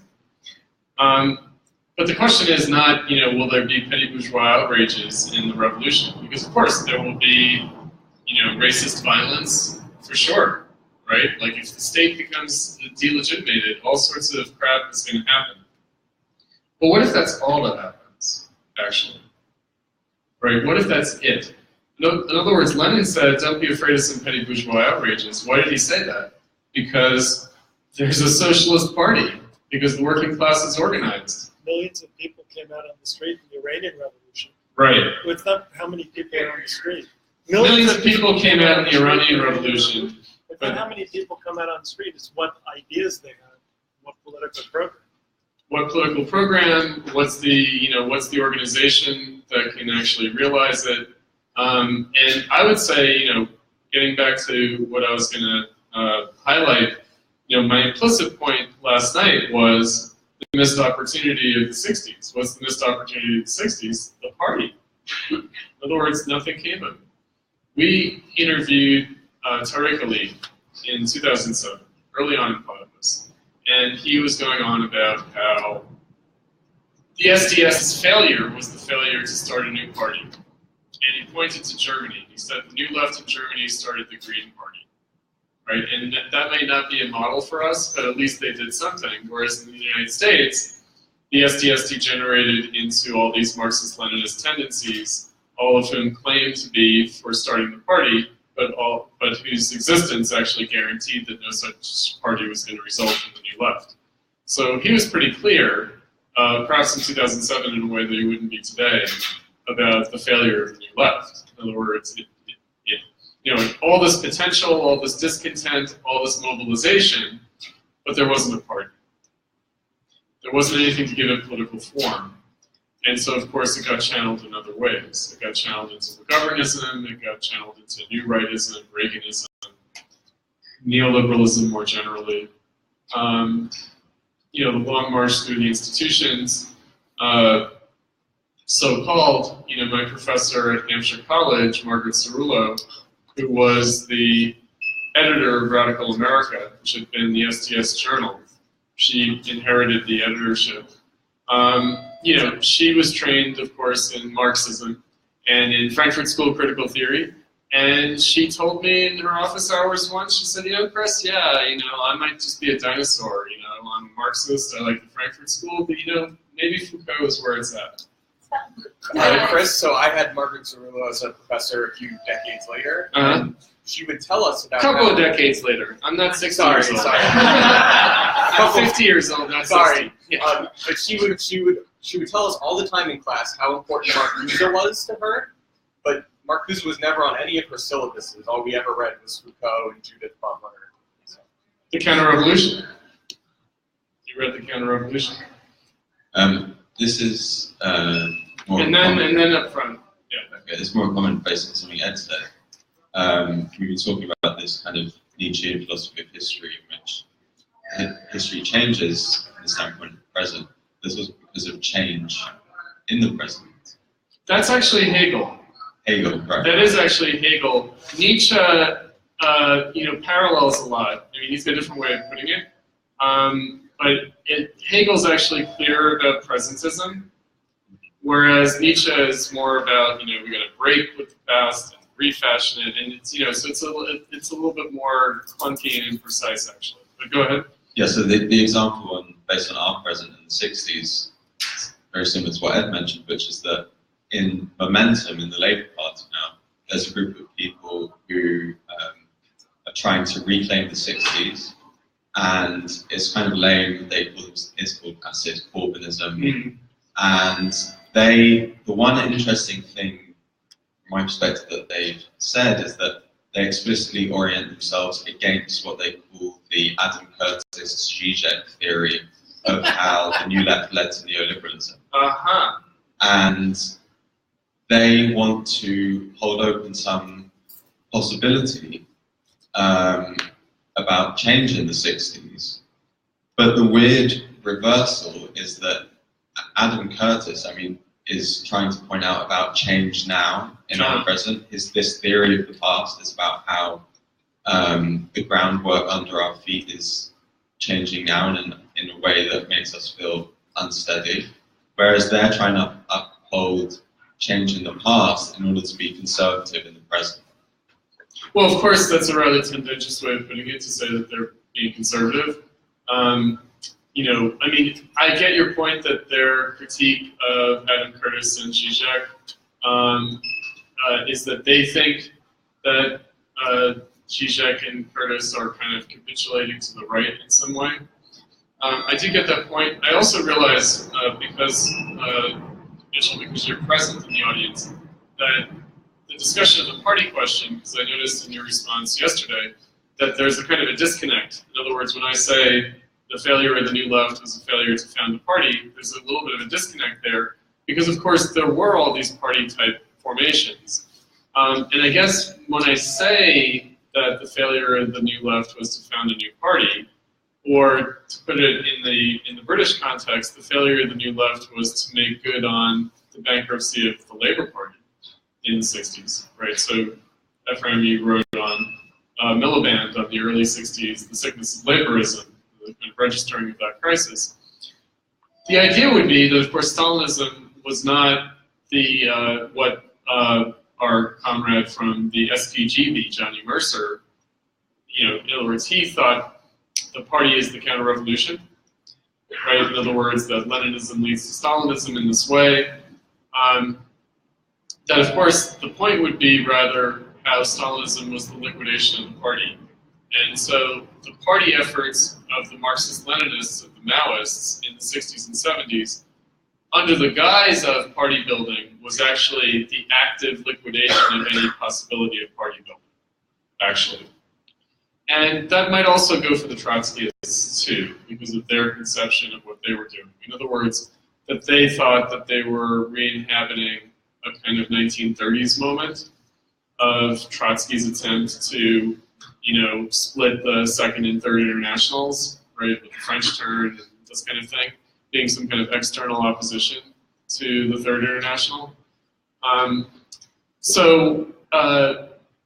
Paradoxically, right, it's not just the situationists or the anarchists or the counterculture that's contrary to the political party, but also precisely those who claimed that that's what they were doing, that they were trying to build the party. That, in fact, we need to recognize that that party-building effort was actually, and more precisely, the anti-party effort. In other words, that what they were trying to build was not what Lenin's Bolsheviks were, right? And certainly not what the SPD was, or, you know, any of that older Marxist revolutionary politics, right? So we have a question up here. I was wondering if the choice of subject matter reflects an understanding that what needs to be done right now is revising in the public historical consciousness the meaning of history. And then if that is the case, and that's your sense of what's the important task right now, why do you think that? Okay, so there are two kind of layers to that, which is to say that, sure, I would say that, you know, kind of as an academic intellectual, like when I think of my own academic teaching, I teach Kant and Hegel and Nietzsche, and I teach the Frankfurt School, I teach Marx, I teach Rousseau and Adam Smith, I teach the stuff. And certainly I would love for the general public to embrace a different notion of history. You know, history is the progress and consciousness of freedom. Yes, sure. That's not going to happen. That's not going to happen. In other words, the crisis of Hegelianism happened long ago. Right, yeah. I was talking about, you're trying to revise more particular yes. Remembrance of figures and events. I would say no. I would say rather, if it's impossible for the capitalist public sphere to embrace the Hegelian concept of history and a Hegelian consciousness of history, and that that's been the case since the early 19th century, since the original crisis of Hegelianism, then the question is, well, what happened to that consciousness? And of course, there's an answer: Marxism. In other words, Marxism, which from the outside looked like this strange cult-like religious movement, right? However massive, it seemed like a society apart, right? It seemed like the working class had found this new religion, Marxism, and that seemed like the fate of Hegelianism. You know, Freud famously said, you know, Marxism, it might hold some answer to the problem of modern society, but I really just don't get it. It's too schooled in this strange Hegelian concept of history, right? And it seems unscientific, etc. You know, it seems like a Weltanschauung, not a science. You know, it seems like an ideology. It says, you know, who knows what might happen, but he didn't think the prospects were too great. In other words, he thought that modern society was too positivist to ever really embrace Marxism. Well, of course, the point of Marxism is not for the masses of people to become Marxists. The point of Marxism is to create a political party that can establish the dictatorship of the proletariat that immediately begins to wither away. Meaning, Marxism aims at its own self-abolition. Right? It's a very specific, concrete, strategic political project. It's not a worldview. It becomes a worldview. It becomes a worldview. And it becomes a worldview that first had, you know, millions of adherents in the revolutionary movement, then gets this strange afterglow in the 20th century where you have millions of Chinese people reading Marx and Lenin and Engels, right? But, you know, that's really not what it's supposed to be. It's not supposed to be that at all. And so the real question is not like Marxism or this kind of consciousness of history of Marxism, but rather, what was the political task that it sought to address? And does that task still remain with us? Right? So that's the whole question of the counter-revolution. That a kind of active argument against Marxism that you saw in the early to mid-20th century gets superseded by this strange postmodern Foucault, well, we're all Marxists anyway, like this reinterpretation of what Marxism is, and turning it into a kind of normative kind of worldview philosophy, which of course from the standpoint of France, when you have all these Communist Party affiliated intellectuals in academia, etc., like it has a different kind of meaning than perhaps it would have had in the United States. So the point is not for everyone to become a Marxist in their consciousness. The point is, what has happened to Marxism? What is this strange subculture on the left? What is its memory of Marxism? And how that is actually an ideological, political impediment to the question of capitalism and where are we going to go? Like, in other words, this isn't the end of history. It isn't the end of history. But where might we go? Right? And so, in that respect, like, Platypus is not trying to propagate Marxism as a mass ideology. Platypus is mirroring back at the left what Marxism has become on the left. That's what it's doing. And in that respect, it can appear to be ad absurdum, perhaps, but it is though. Roger? So this might be messy. I want to sort of try to get back at a couple things. First is the, there's the issue, like I guess I got here thinking about Richard's question about the Cold War and its role with respect to the New Left. But really, I was thinking about marking 1918 and what that has to do with politics today in terms of like anti-fascism. Last year, when I was teaching the 1917 syllabus, Lenin's writings from 1917, I remember in the discussion, and I told you we discussed this in last year, how in the participants in the reading group, there are difficulties in understanding the text, and like really like I think the way you put it was like people were having trouble actually understanding that Lenin was being very straightforward. Yeah, there was no, right. In other words, that Lenin means exactly what he says? Yes. I mean, which is always true, but especially in the writings from 1917. Right. And a lot of the problems that I encountered in trying to like navigate that pedagogically had to do with the difference between essentially the Platypus pedagogy emphasizing the Second International, right? And how that butts up against people's experience of the left today, right, which is informed more by the Third International. Yeah, the specious Leninism. Right, right. And I think that's also true, of course, of the New Left. And so, like, how does that, and then between that and your Kennedy quote about the revolution in Russia and America, how would you understand the role of Germany with respect to 1918 and today? What do you mean by the role? You've sort of like mapped out these two revolutions. Russia and Germany. Right. What about like fascism? What about Luxemburg and the sort of like trajectory of the destruction of that revolution being eventually fascism and Stalinism, essentially? Okay, how so it manifests itself on the left. All right, so that is a messy and deep question. So, but let's try to tackle it. I think it came up in the discussion last night. I'm not sure who said it. It might have been Johnny Mercer. I think it was Johnny Mercer talking about 80% peasant country, Russia, blah, blah, blah. Socialism was impossible anyway, okay? And, you know, to which I could only say, what about Germany, right? Germany might have been a more proletarian country than Britain, actually, in 1918. I don't know. But, you know, in other words, Britain might have been more petty bourgeois, right?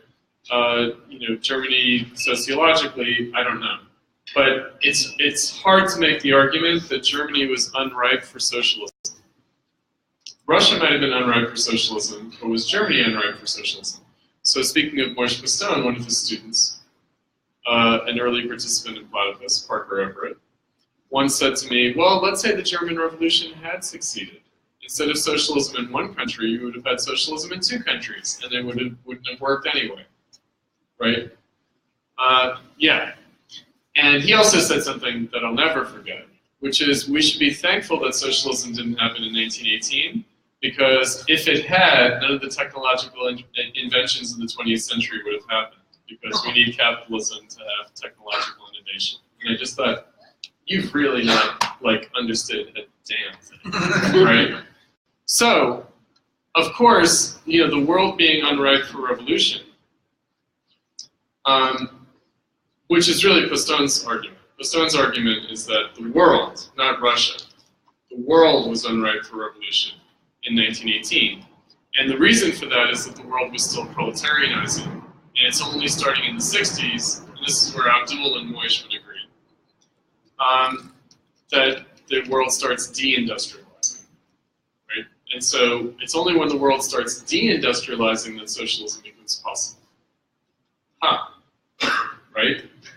But 50 years later, in other words, that might have been what Moishe was thinking in 1968, but, you know, 49 years later, in late 2017, Moishe was saying, we have to deal with the dangers of a declining proletariat, whereas 100 years ago, the danger was a declining petite bourgeoisie, right? So it's these kind of aporia that are of interest to us, because frankly, it's only the self-contradiction and incoherence of the left that gives us any hope, in fact.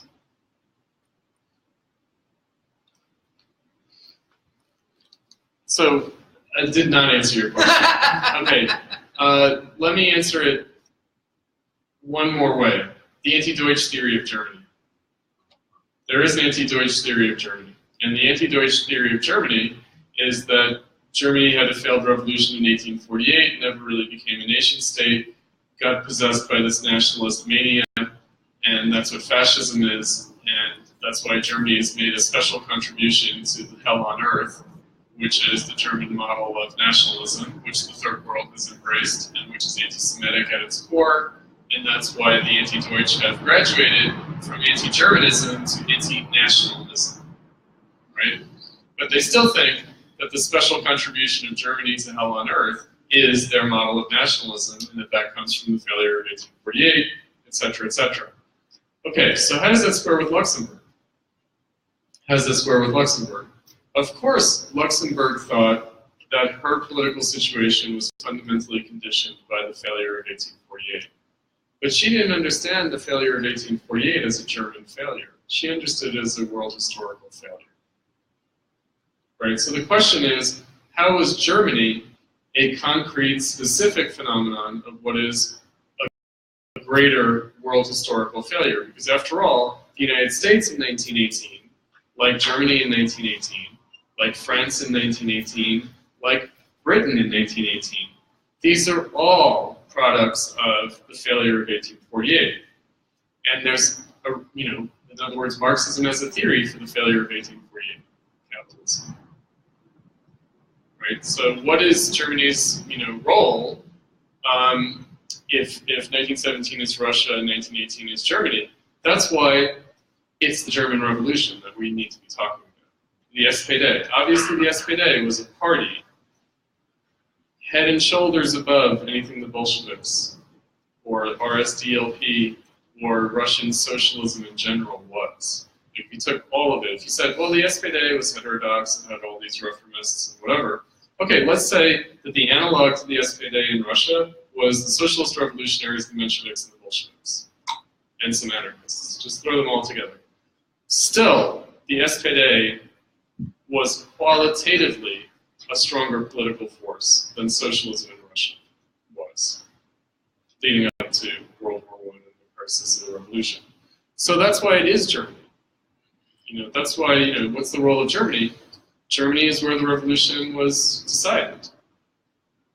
That's where it was decided. The Russian Revolution was always a German revolution. And the Bolsheviks' opponents always knew that. In other words, when they said, you're German agents, the Jews are agents of Germany, that's what they meant. They meant, what's socialism? Socialism is alien to Mother Russia. It's this German Jewish importation. After all, it's Marxism. Right? It's German. Right? So the reason that I might not think that Germany has some special role is that, of course, it has the role. Right? It was the Second International, the center of the Second International. It was like the core of it. The other parties, Debs modeled his efforts after the SPD. Why could not America play that central role? But it didn't. It could have, but the party. Why couldn't America have played such a central role? It could have if the party had been stronger, right? So American socialism gets started in the 1890s in a way that the deeper history in Germany is decisive. Meaning, it's like 1873 to 1893, and then there's 1893 hence. Obviously, German socialism built between 1873 and 1893 in a way that American socialism did not. And that makes a difference, I think. You could also say... I have trouble with you saying that Marxism you think failed. I have trouble with that because would you say that Hegel failed? When I said that Hegel failed, it depends on what we think Hegel was trying to do. Well, I think that both Hegel and Marx provided a way of understanding, in Marx's case, the economic processes that are very current and real. It doesn't fail. Neither does Hegel fail, but you understand, he was a genius and he enabled us to think about the world in our daily lives in a very, I'm glad you agree. I do. Hegel, I would say, so under the proper noun Hegel is a lot, right? So there's like Rousseau and Adam Smith and Kant. In other words, there's everything that Hegel sought to culminate in his own thought.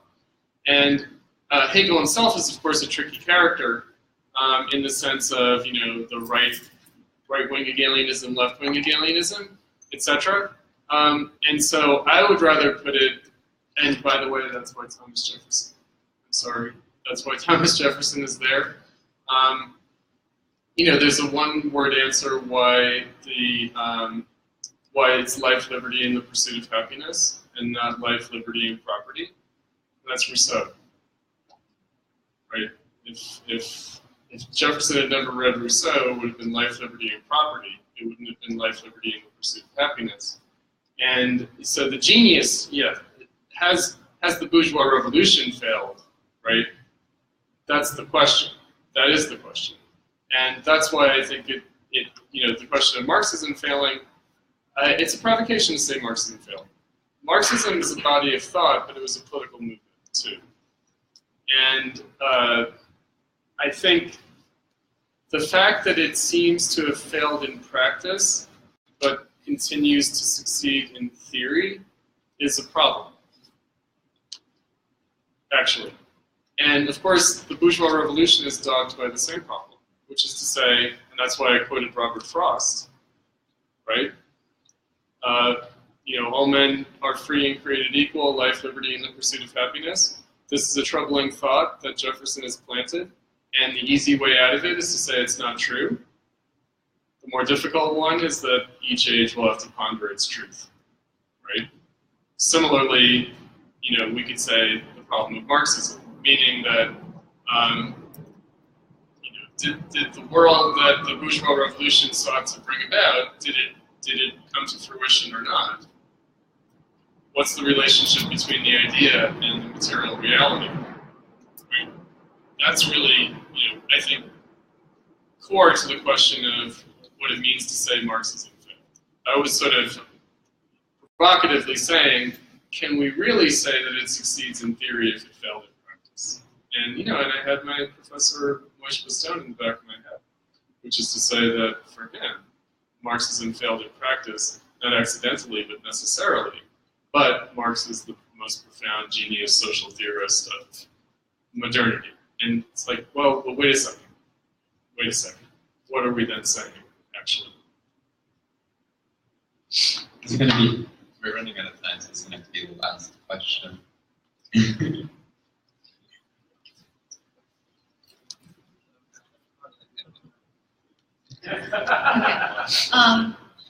So Chris, you wrote this morning on the board that our strategic objective is to dissolve ideological obstacles on the left. So is the naturalization of anti-Marxism the ideological obstacle that we're trying to dissolve? Is that the only one? And also, if we were to dissolve that obstacle, would we be resetting ourselves to 1960s, 1860s, 1760s, or even 1660s, glorious revolution, something? First question. 1660s were the Restoration, right? Anyway, go ahead. 1680s, sorry. And then the second quick question was in the Marxism in the Age of Trump pieces, it seems like you and Boris are almost characterizing Trump in the way that you just said, which was he's like the revolution within the counter-revolution, but it seems like you're more ambivalent about that than Boris is. So I just wanted to see if you could comment on that. Right, okay, so 2018, right? So we're in 2018. It's a dark moment on the left. Is it a dark moment in society? Especially, I don't know, right? It's a dark moment on the left, and I don't know that it's a particularly dark moment in society.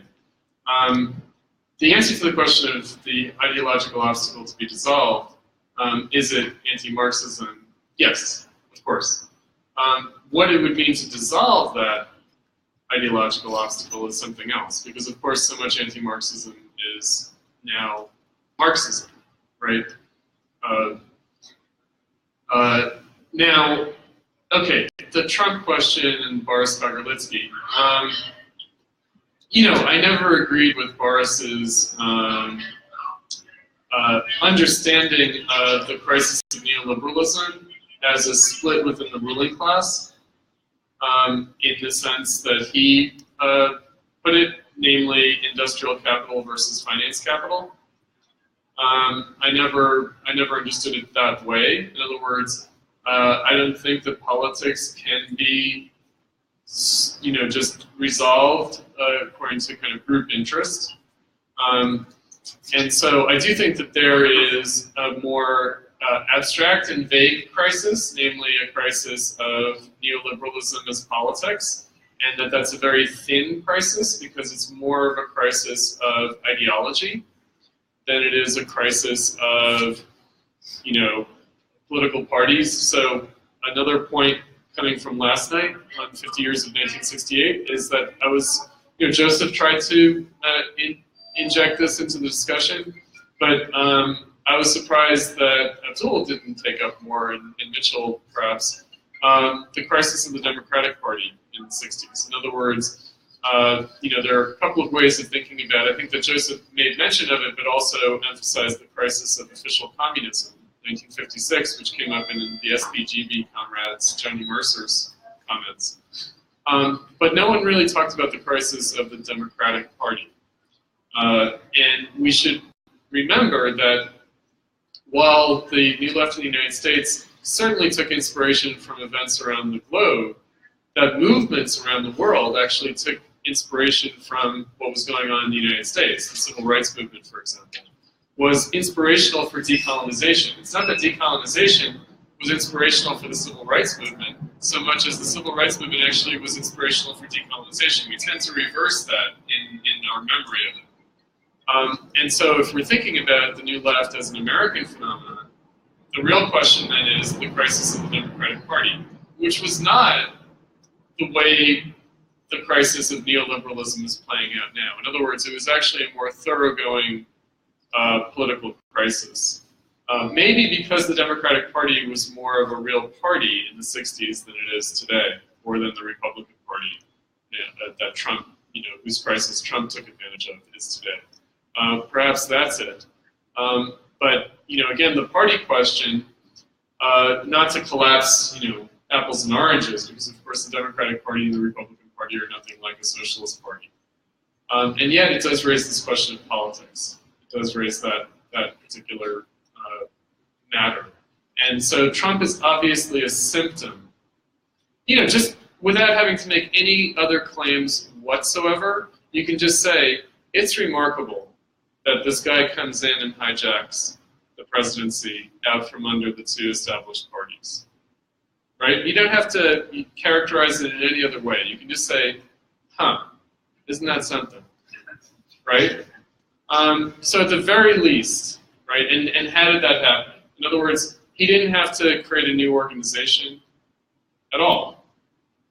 Right? I think that one of these rogues, is it Sebastian Gorka or Anthony Scaramucci, one of these people, right, who were in and out of the Trump administration, they did a round of interviews after leaving the Trump administration, and they were like, you have to understand there were only 12 of us. And we were expecting to run a country. Right? It was Gorka, yeah, Sebastian Gorka.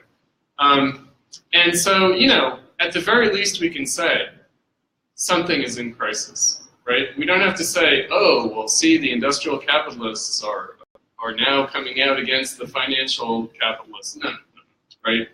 And so, in this respect, I think that Boris tried to give more substance to Trump than Trump deserves. Right? In terms of what it represents. But it does represent something. And in other words, it's connected to the 2008 crisis. It's connected to a long-standing crisis. It's obviously connected to the crisis of neoconservatism. There is something. Trump is of the same moment as the millennial left. The millennial left was born of the discontents with neoconservatism, neoliberalism, all this stuff, right? And so what the millennials don't like about Trump is that he's staring back at them from the mirror, right? He is their mirror, right? This was your opportunity, right? Your opportunity became Trump's opportunity, right? Well, everyone's co-opted everything always, right? In other words, that's always the excuse that one gives oneself, is like, well, we were struggling for something, but then it became co-opted, right? Which then raises the question of the who-whom, what Lenin would call who-whom, meaning, maybe you weren't co-opted, maybe you were just used, maybe you were just the test market. That's objectified by Twitter, which was this emancipatory radical democracy, but actually just a platform for Trump. Absolutely. No, it was tailor-made for Trump. Exactly. It was tailor-made for Trump. Yeah, I feel like the Frankfurt School, is calling me to say, remember, right, the point is not Hitler, but the Hitler in each of us. right? The point is not Trump, but the Trump in each of us.